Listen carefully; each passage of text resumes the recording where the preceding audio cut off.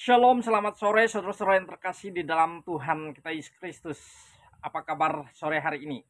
Kiranya kasih Tuhan senantiasa dilimpahkan bagi kehidupan saudara-saudaraku sekalian dimanapun berada. Tuhan memberkati kehidupan saudara-saudara sekalian. Saudara-saudara yang terkasih di dalam Tuhan, ada banyak yang bertanya mengenai hubungan antara Isa Al-Masih yang terdapat di dalam Quran dengan Yesus Kristus yang ada dalam Alkitab. Apakah ada perbedaannya? Apakah ada persamaannya?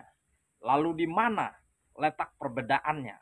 Saya juga pernah mengatakan bahwa Isa yang ada di dalam Quran, kisah ceritanya berbeda dengan Yesus Kristus. Lalu bagaimana cara mengetahui perbedaannya Isa di dalam Al-Quran dengan Yesus Kristus?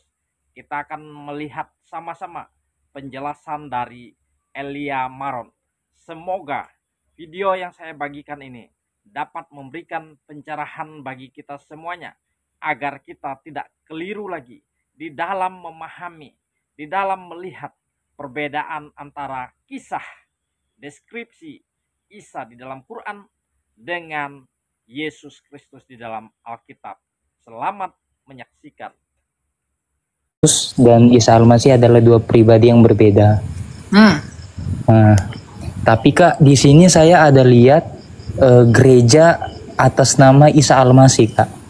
Itu apakah gereja itu tidak mengetahui tentang perbedaan dua pribadi itu apa gimana, Kak? Soalnya teman saya juga kan nanya, kalau dia bilang Isa Al-Masih dan Yesus itu adalah pribadi yang sama. Tapi saya bilang itu adalah dua pribadi yang berbeda. Tapi dia bilang kok ada gereja yang namanya Isa Al-Masih. Itu Kak, tanggapan Kakak itu gimana ya mengenai gereja yang nama Isa Al-Masih itu, Kak? Terima kasih, Kak. Ya.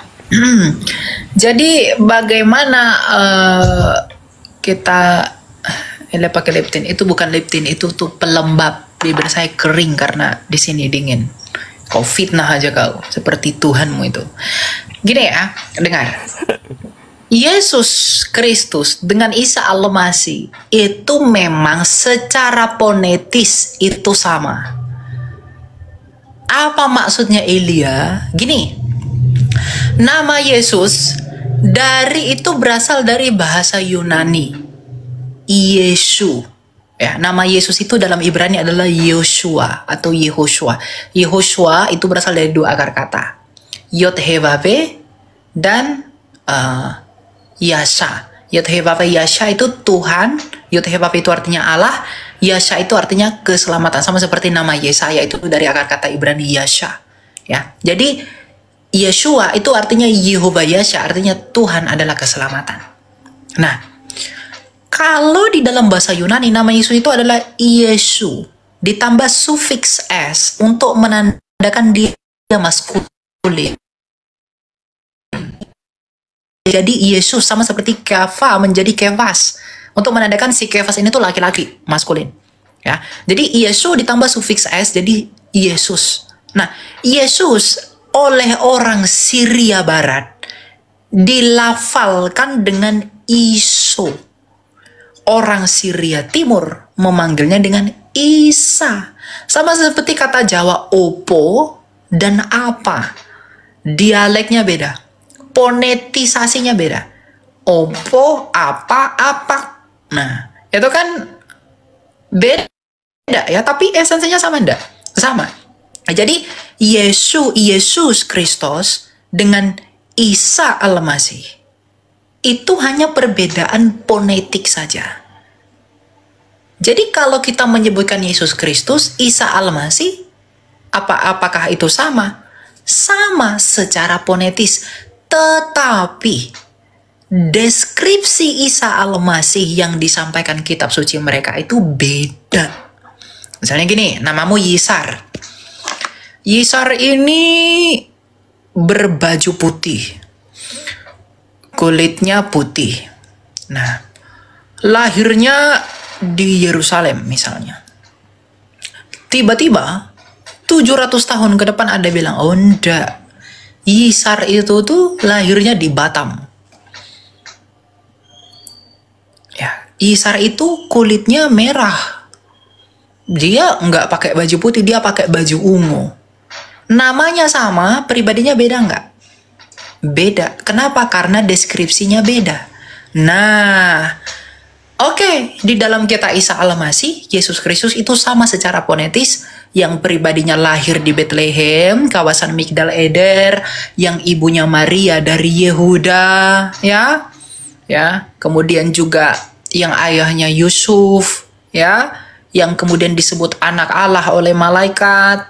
Nah, kemudian ada yang mengaku-ngaku Isa Al-Masih tapi deskripsinya beda. Lahir di bopong kurma, ya, ibunya Maryam saudara Harun,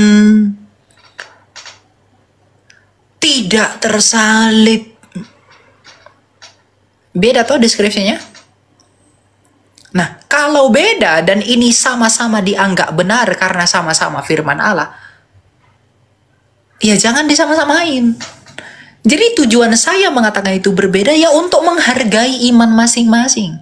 Biarlah Kristen dengan data sejarah dan perspektif teologinya, biarlah mereka dengan asumsi teologi mereka. Kalau disama-samain berarti ada yang benar, ada yang salah. Karena deskripsinya berlawanan. Masalah tersalib misalnya. Ya, kita mengatakan tersalib. Ada data-datanya doh. Dan banyak saksi mata untuk itu. Tiba-tiba mereka berkata tidak tersalib. Tapi tidak ada data sejarahnya. Gimana? Tapi kita harus perlu tetap menghargai opini teologi mereka. Karena mereka itu sebagai sebuah agama yang eksis. Makanya jangan dibeda-beda, jangan disama-samain. Bedakan meskipun namanya sama. Paham nggak maksud saya? Jadi kalau mereka bilang, kenapa ada gereja Isa Al-Masih kalau begitu? Ya, memang Yesus Kristus dan Isa Al-Masih itu secara nama sama. Tetapi pribadi di dalam kitabmu itu beda dengan yang dalam kitab kami. Dan di dalam sejarah. Jadi kalau mereka berkata, gereja Isa Al-Masih ada kok, itu membuktikan sama. Enggak, Isa Al-Masih dalam kitab sucimu deskripsinya bertentangan. Ingat, bukan berbeda, bertentangan. Karena berbeda belum tentu bertentangan. Tetapi deskripsi Isa Al-Masih dalam imanmu dengan Isa Al-Masih dalam iman saya, itu bertentangan. Jadi tidak sama. Sama seperti Joko yang ada di Papua dengan Joko yang ada di Jakarta. Itu beda. Meskipun namanya sama. Ada Joko yang lahir tahun 2000, ada Joko yang lahir tahun 2022. Namanya sama. Tetapi tokohnya berbeda. Nah, orang Kristen percaya Isa Al-Masih, tapi Isa Al-Masih dengan tokoh di dalam kitab suci dan sejarah. Tetapi yang sana percaya Isa Al-Masih, tapi Isa Al-Masih milik kepunyaan mereka sendiri yang kita nggak tahu itu dari mana. Itu urusan mereka lah, kita nggak perlu ikut campur dalam hal itu ya. Tapi kemudian ketika mulai diserang kepada kekristenan,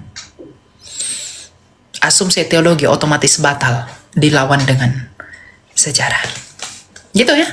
Jadi ndak sama. Itu aja alasannya. Oke Kak, siap-siap, paham Kak. Oke, terima kasih Kak.